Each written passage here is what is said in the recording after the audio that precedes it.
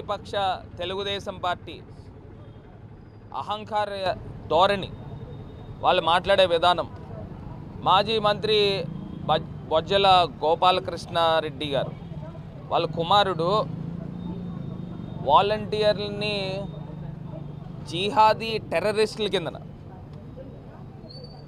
పోల్చడం జరిగింది. అసలు ఏంటి వాలంటీర్ల పైన దాడి ఏంటి అని అడుగుతా ఉన్నా. పాపం అభం శుభం తెలియని వాలంటీర్లు పేదలకి మంచి చేయాలి, ఎవరైతే వాళ్ళ కుటుంబాల్లో, నేను దగ్గరగా చాలామంది వాలంటీర్లను గతంలో కలిసినప్పుడు వాళ్ళు ఒకటే మాట చెప్పేవారు, మా తాతగారు మా నాయనమ్మ వాళ్ళందరూ కూడా గతంలో పెన్షన్లు తీసుకోవాలంటే తెల్లవారుజామున 5ంటికి బాక్సులు కట్టుకుని క్యూ లైన్లో నుంచునేవారు, మధ్యాహ్నం భోజనం టైంకి కూడా వచ్చేవారు కాదు, కళ్ళు తిరిగి పడిపోయిన వాళ్ళు చాలామంది ఉన్నారు. ఇంకా ఆంధ్రప్రదేశ్ రాష్ట్రంలో ఏ అవ్వాతాతకి ఇది జరగకూడదని మేము 5,800 ఆనరోరియం తక్కువైనప్పటికీ కూడా మేము చేస్తూ ఉన్నామనంటే జగనన్న పేద ప్రజలకి పెద్దపీట వేస్తూ ఉన్నారు, అందు గురించి మాకు మంచి జాబ్ దొరికేదాకా టెంపరీగా చేస్తున్నామని వాళ్ళు చెప్తా ఉన్నారు. అలాంటి అభం శుభం తెలియని వాలంటీర్ల పైన ఈ కత్తి కట్టడం ఏందా అని అడుగుతా ఉన్నా. జిహాదీ టెర్రరిస్టులు ఏంటండి? కడుపుకి అన్నం తింటున్నారా, గడ్డి తింటున్నారా? వాళ్ళు డేటా చోరీ చేస్తూ ఉన్నారన్నారు. అసలు ఈ తెలుగుదేశం పార్టీయే పెద్ద చోరీ ముఠ, వీళ్ళే పెద్ద గజ దొంగలు, వీళ్ళే పెద్ద జిహాదీ టెర్రరిస్టులు లాంటి వాళ్ళు వీళ్ళు. పాపం పిల్లల్ని పట్టుకుని ఈ రకంగా చేస్తూ ఉన్నారు. రాజమండ్రిలో కూడా ఇంకా ప్రబుద్ధులు ఉన్నారు కొంతమంది, వాళ్ళు కూడా వాలంటీర్ల మీద తండ్రి కొడుకులు ఇద్దరు కూడా కత్తి కట్టే కార్యక్రమం చేశారు. ఒకళ్ళేమో తీసుకొచ్చి వాలంటీర్లని అంతు చూస్తానంటాడు, ఒకళ్ళేమో తీసుకొచ్చి వాలంటీర్లని పట్టుబట్టేస్తానంటాడు. అసలు ఏం మాట్లాడతాడు? ఇంకోడేమో పాపం నేను డోర్ టు డోర్ వెళ్ళే దాంట్లో వాలంటీర్లని జనరల్గా అందరు ఓటర్స్ని ఓట్లు అడిగిన టైంలో వీళ్ళని కూడా కలిస్తే దానిపైన ఏమో వాళ్ళని 22 మంది వాలంటీర్లని సస్పెండ్ చేసిన కార్యక్రమం ఎంత బాధాకరం. ఇవాళ పేద ప్రజలకు మంచి చేస్తూ ఉన్నారు. వాళ్ళు ఏదో పాపం ఏదో సీతాదేవి అజ్ఞాతవాసంకి వెళ్ళినట్టు ఏ రకంగా అయితే ఉందో అగ్నిప్రవేశం చేసినట్టు ఆ రకంగా వాలంటీర్లు అగ్నిప్రవేశం చేయాలా అని అడుగుతా ఉన్నా. ఆ రకంగా చిత్రీకరిస్తున్నారు. వాళ్ళు ఏదో పాపం బయటికి వస్తే చాలు, బయటికి రాకూడదు, మీరు ఇంట్లోనే ఉండాలని. అసలు ఏం జరుగుతూ ఉందని అడుగుతా ఉన్నా. ఇది కాకుండా ఈ చంద్రబాబు నాయుడు గారు ఆయన చెప్పిన అంశం ఏంటంటే, మొన్న ఏదో ఒక మీడియాలో మాట్లాడుతూ వాళ్ళ కార్యకర్తల మీటింగ్లో ఇప్పుడు ఈ ఎన్డీఏ గవర్నమెంట్లో బీజేపీతో పొత్తు తాత్కాలికం మాత్రమే అని చెప్తా ఉన్నాడు. అంటే తాత్కాలికం అంటే దానికి అర్థం ఏంటి అని అడుగుతా ఉన్నా. యూజ్ అండ్ త్రోవా? ఇదేమన్నా టిష్యూ పేపరా? మొత్తం అయిపోయి మూతి చెయ్య తుడిసేసుకోవడం, డస్ట్బిన్లో పడేయడమా? ఏంటి తాత్కాలికం? తాత్కాలికం అంటే దానికి అర్థం ఏంటి? నేను గతంలో కూడా ఈ చంద్రబాబు నాయుడు గారు ఎంత హీనాతిహీనమైన మనస్తత్వమో ఒక్కసారి నేను ఒక వీడియో చూపిస్తాను. ఆయన నరేంద్ర మోడీ గారి గురించి మాట్లాడిన మాటలు, ఇప్పుడు మాట్లాడిన మాటలు. బీజేపీ ప్రభుత్వం వస్తేనంట ముస్లింలకి ఏం అన్యాయం జరుగుతుంది,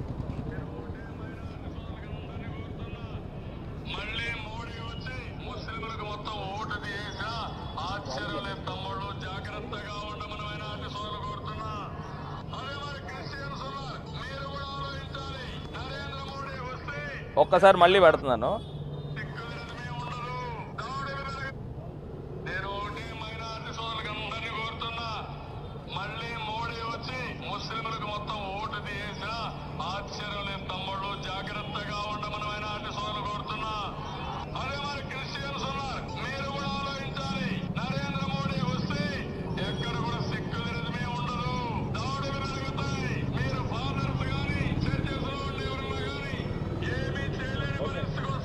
ఇప్పుడు పడింది. ఇప్పుడు ఈయన చెప్పిన అంశం ఏంటంటే, నరేంద్ర మోడీ వస్తే ముస్లింలందరికీ కూడా ఓట్లు తీసేస్తాడు అని చెప్పిన వ్యక్తి చంద్రబాబు నాయుడు. ముస్లింలందరికీ కూడా ఓట్లు తీసేస్తాడు.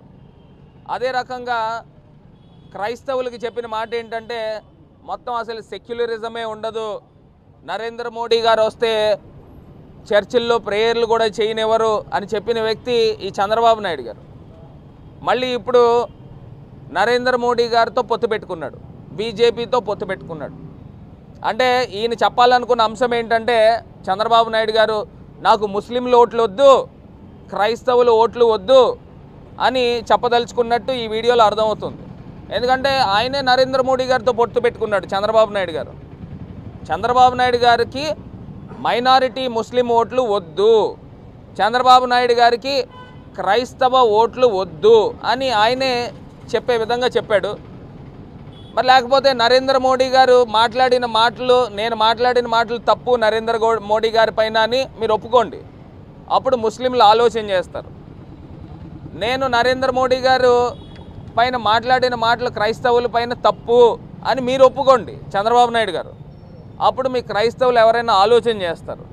ఈ రకంగా మీరు పొత్తులు టిష్యూ పేపర్ని యూజ్ చేసిన విధంగా పొత్తులు యూజ్ చేస్తూ ఉన్నారు.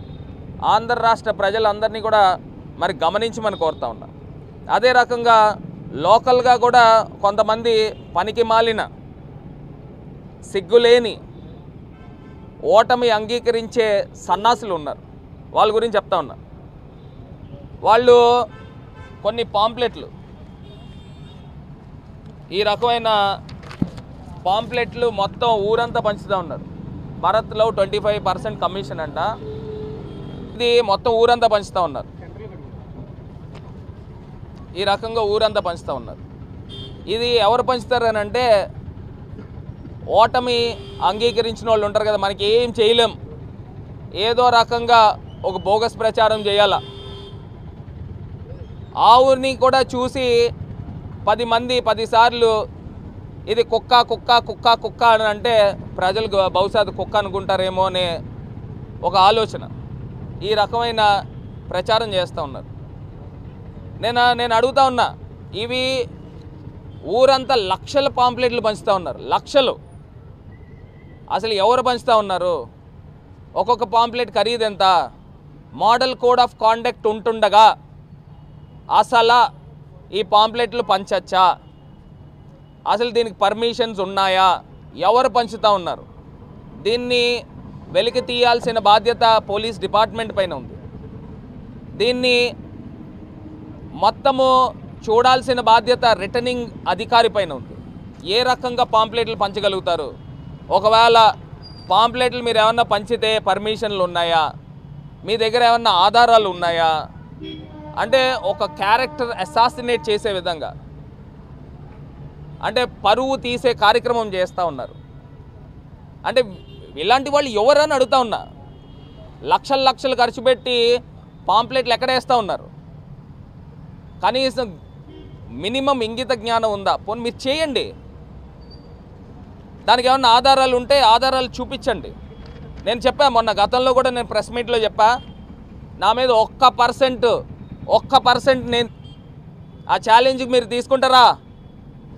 పాంప్లెట్లు నువ్వు సుమన్ టీవీలోను, ఈ ఆదిరెడ్డి అప్పారావు కొడుకు ఎవరైతే ఉన్నాడో సుమన్ టీవీలోను రకరకాల ఛానల్స్లోనూ 25% కమిషన్ అని మాట్లాడాడు. 25% కమిషన్ తీసుకునే కుటుంబమా మాది? ఆ కుటుంబమా? మీకు ఇంకా తెలుసో తెలీదో, మోరంపూడి ఫ్లైఓవర్ నిర్మాణం జరుగుతూ ఉంటే మా స్థలము సుమారుగా 7-8 ఎకరాల స్థలము వాళ్ళ కార్ఖానా నిమిత్తము ఉచితంగా ఇచ్చాం, ఫ్రీ. ఒకసారి వెళ్ళి కాంట్రాక్టర్లను కనుక్కోండి.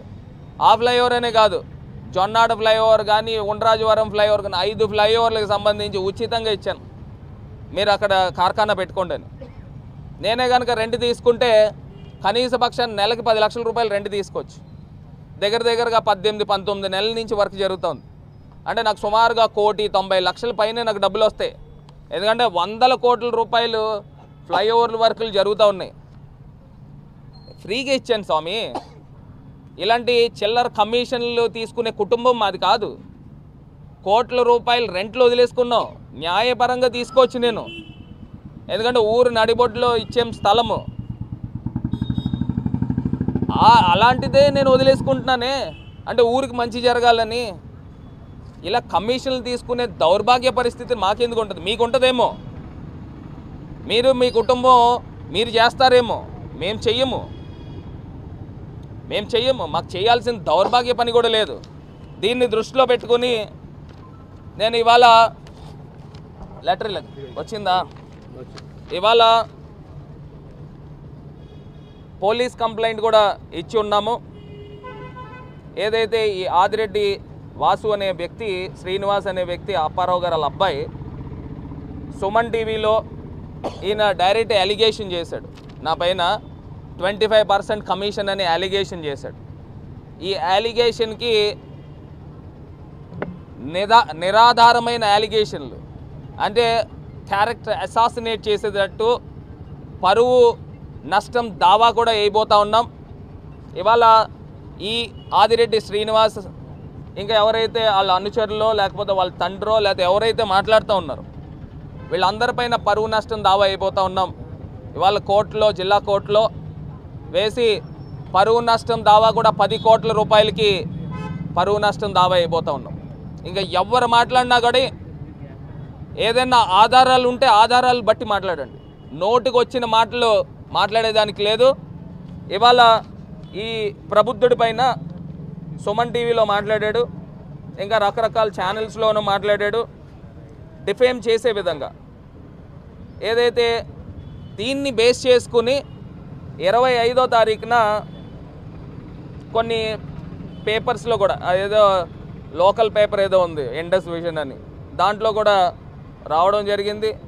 పాంప్లెట్స్ డిస్ట్రిబ్యూట్ చేశారు. ఈయన మాట్లాడిన మాటలను బేస్ చేసుకుని పాంప్లెట్లు కూడా డిస్ట్రిబ్యూట్ చేశారని అంటే ఇతనే చేయించాడనేది మా తాలూకా అనుమానం. ఎందుకంటే ఈయన మాట్లాడాడు గతంలో సుమన్ టీవీలో. మొన్న 25వ తారీఖున ఆర్ట్స్ కాలేజీలో, ఏదైతే మొన్న ఆదివారం రోజున ఆర్ట్స్ కాలేజీలో మొత్తం కరపత్రాలు అర్ధరాత్రికి రాత్రి పంచారు. అక్కడ మొత్తం జల్లుకుంటూ పోయారు. హ్యాపీ స్ట్రీట్లో జల్లుకుంటూ పోయారు, కంబాల్ చెరువు దగ్గర జల్లుకుంటూ పోయారు, మార్కెట్లో జల్లుకుంటూ పోయారు. అసలు ఈ సీసీ ఫుటేజ్లు ఏమైనాయి? ఎవరు జల్లుతూ ఉన్నారు? ఎవరు చేస్తూ ఉన్నారు ఈ కార్యక్రమాలు? ఓటమి అంగీకరించవా? దమ్ము లేదా? సత్తా లేదా? మగతనం లేదా? ఆడపిల్లలాగా ఎదుర్కో, డైరెక్ట్గా ఎదుర్కో. నేను డెవలప్మెంట్ చేశా. మీ సతీమణి ఏం డెవలప్మెంట్ చేశారు? పోనీ మీరు అధికారంలో లేరు, ఎమ్మెల్యే కింద ఉన్నారు. ప్రభుత్వం ఏవైతే వైఫల్యాలు ఉన్నాయో ప్రతిపక్షాన్ని యొక్క రోల్ చూపించాల్సిన రోల్ ఒకటైనా చూపించారా? నేను ఎంపీని, 7 నియోజకవర్గాలకు ఎంపీని. ఎవరైతే ఆదిరెడ్డి అప్పారావు గారు కోడలు ఉన్నారో ఆదిరెడ్డి భవానీ గారు ఎమ్మెల్యే కింద గెలిచారు. రాజమండ్రి ప్రజలకి ప్రభుత్వం చేసే ఏదన్నా వైఫల్యాలు ఉంటే, లేవని నేను అనుకుంటున్నాను, ఒకవేళ ఉంటే చూపించాల్సిన బాధ్యత ఆమె పైన కాదా అని అడుగుతా ఉన్నా. ఆమె ఏం చూపించారు? ఒకటైనా చూపించారా? ఎక్కడికైనా తిరిగారా? ప్రజలను నమ్మించి ఓట్లు వేయించుకున్నారు. ప్రజలకు ఏం చేశారని అడుగుతా ఉన్నా, సూటిగా ప్రశ్న అడుగుతా ఉన్నా. ఇది చాలా అన్యాయం. దొంగలు చాలామంది ఉంటారు. వీళ్ళు ఏమన్నా అనాలంటే నేను ఆమెను ఉద్దేశించి మాట్లాడట్లే. ప్రజల్ని నమ్మించి మోసం చేసిన వాళ్ళని పొలిటికల్ థీఫ్స్ అంటారు. ఏమనంటారు? పొలిటికల్ థీఫ్స్ అంటారు. ప్రజలు నమ్మించి వాళ్ళ భవిష్యత్తు